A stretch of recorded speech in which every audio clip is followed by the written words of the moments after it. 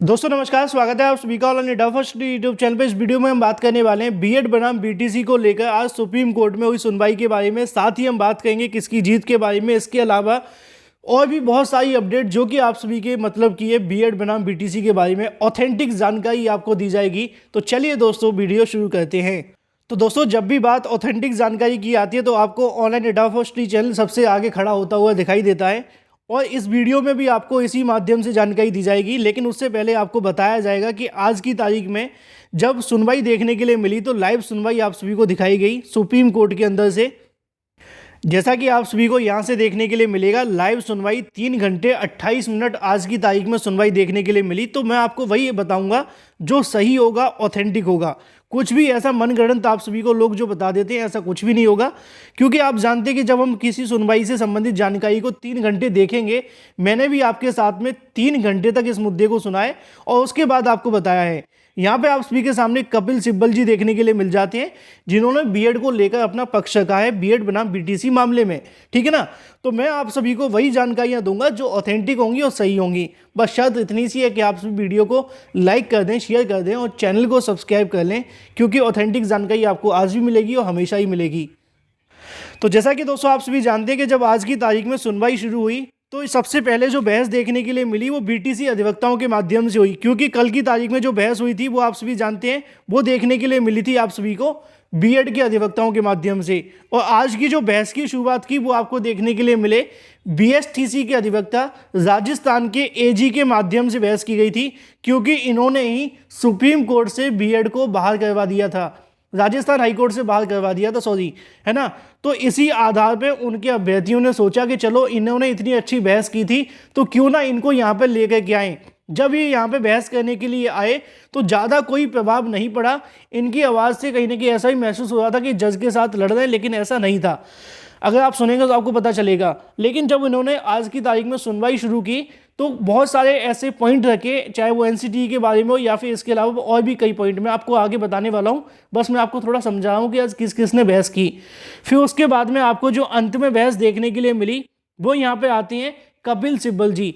जब यहाँ पे अपनी बहस करने के लिए पहुंचे तो कई ऐसे मुद्दे रखे जो कि आप सभी के लिए रोचक थे, महत्वपूर्ण थे और इस केस को नया रुख देने की कोशिश भी इनके माध्यम से की गई।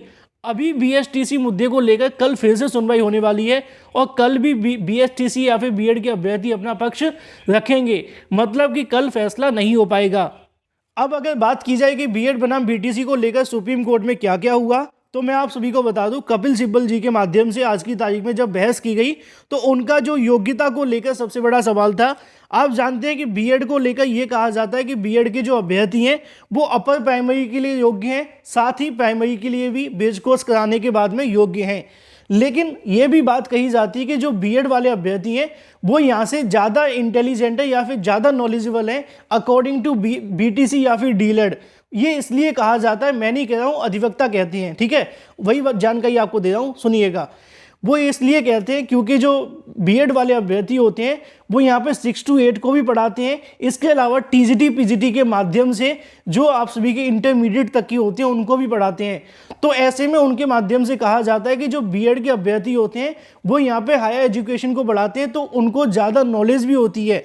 इसीलिए 1 to 5 प्राइमरी के अंदर क्वालिटी एजुकेशन को लेकर बात की जाती है और क्वालिटी एजुकेशन की जब बात आती है और योग्य शिक्षकों की बात आती है तो बीएड को रखा जाता है, ऐसा अधिवक्ताओं के माध्यम से कहा गया था। लेकिन जब आज की तारीख में कपिल सिब्बल जी के माध्यम से बहस की गई तो उन्होंने यहाँ पे इस बात को रखा कि जो मिनिमम योग्यता है वो यहाँ पे बीटीसी और डीलेड की है और प्राइमरी के अंदर शिक्षक बनने के लिए सिर्फ मिनिमम योग्यता की आवश्यकता है, अधिकतम की नहीं। उन्होंने एग्जाम्पल देते हुए, जैसे कि कल कोर्ट के माध्यम से एग्जाम्पल दिए थे, तो उन्होंने भी यहाँ से एग्जाम्पल दिए कि अगर प्राइमरी में पढ़ाने के लिए ज़्यादा ही आवश्यकता है तो क्यों ना सभी जो इंजीनियर हैं, आईआईटी, जेई या फिर इसके अलावा एमबीबीएस वगैरह हैं उन सभी को बुला लिया जाए।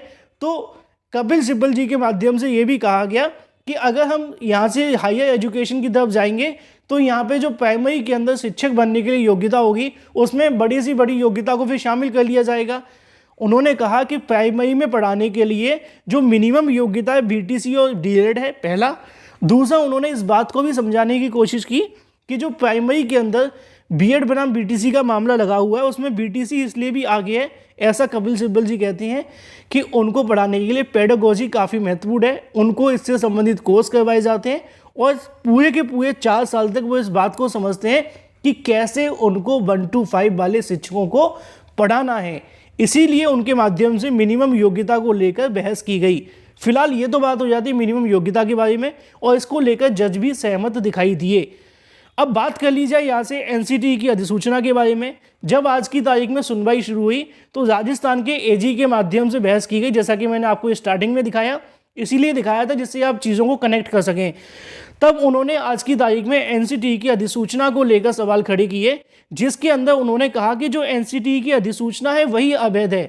प्राथमिक के अंदर बीएड को शामिल करना न करना वो अलग बात है, लेकिन जो एनसीटी के माध्यम से अधिसूचना जारी की गई है उसी के अंदर इतनी बहुत सारी गलती हैं। अगर वो चाहते बीएड को एलिजिबल करना तो बीएड से संबंधित जो कोर्स था उसके अंदर संशोधन कर देते और उसके बाद में जो भी बीएड करता वो प्राइमरी के लिए योग्य हो जाता, पहला। दूसरा, उन्होंने ये कहा कि जब एनसीटी के माध्यम से अधिसूचना जारी की गई तो वो यहाँ पे कोई भी इस प्रकार की नॉलेज नहीं, मतलब जो किसी एमपी के लेटर के आधार पे एनसीटी के माध्यम से बीएड को प्राइमरी में एलिजिबल कर दिया गया था। मतलब जजेस के माध्यम से या फिर कोर्ट के अंदर इस बात को रखने का प्रयास किया गया कि जो एनसीटी ने अधिसूचना को यहाँ से जारी किया है वह अधिसूचना एनसीटी की नहीं है, एनसीटी के द्वारा किसी और के रेफरेंस में जारी करवाई गई है।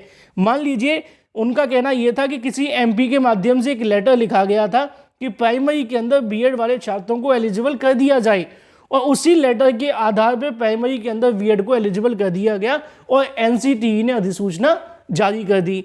तो एनसीटी की अधिसूचना ही अवैध है, इसको लेकर भी यहाँ से आज बहस देखने के लिए मिली। ठीक है, दूसरा पॉइंट। तीसरा सबसे बड़ा मुद्दा यह था कि जो एनसीटी की नियमावली बनाई गई है बीएड को लेकर उसमें समस्या थी।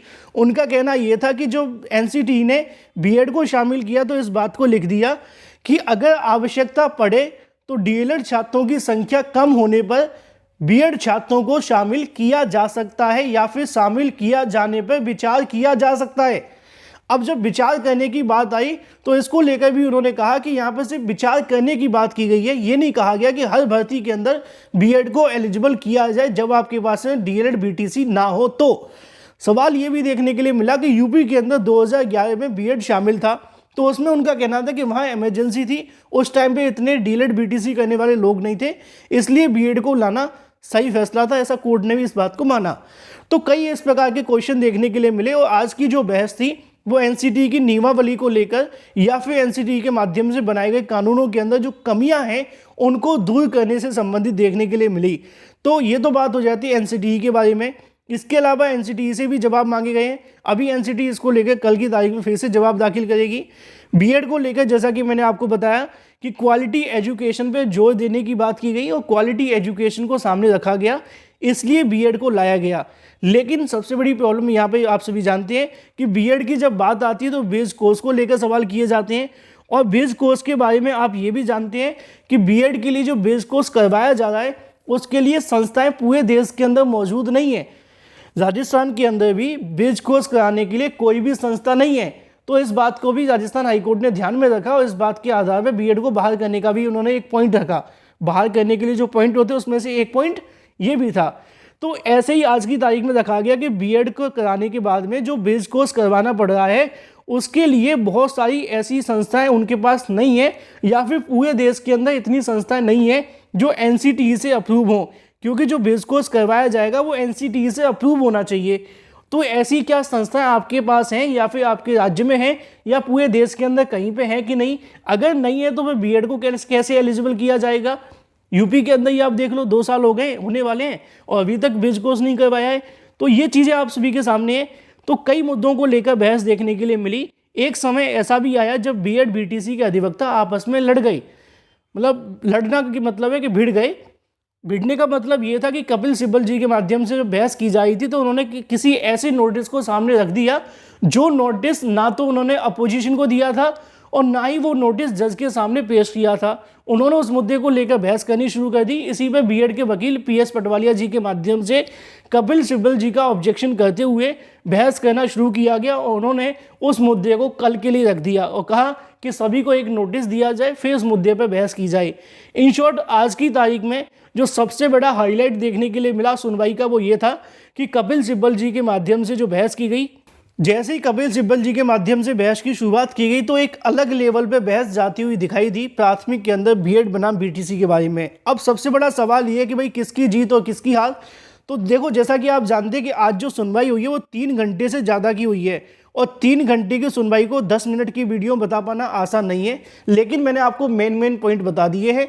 अगर आप लोग कहेंगे तो कुछ और मेन पॉइंट से संबंधित वीडियो बनाकर आपको जानकारी दे दी जाएगी, जो कि आप सभी के मतलब के होंगे, ऑथेंटिक होंगे और सही होंगे। ठीक है, तो फिलहाल आज की तारीख में क्या हुआ, क्या क्या चीज़ें देखने के लिए मिली, सारी बातें आप सभी को बता दी गई हैं।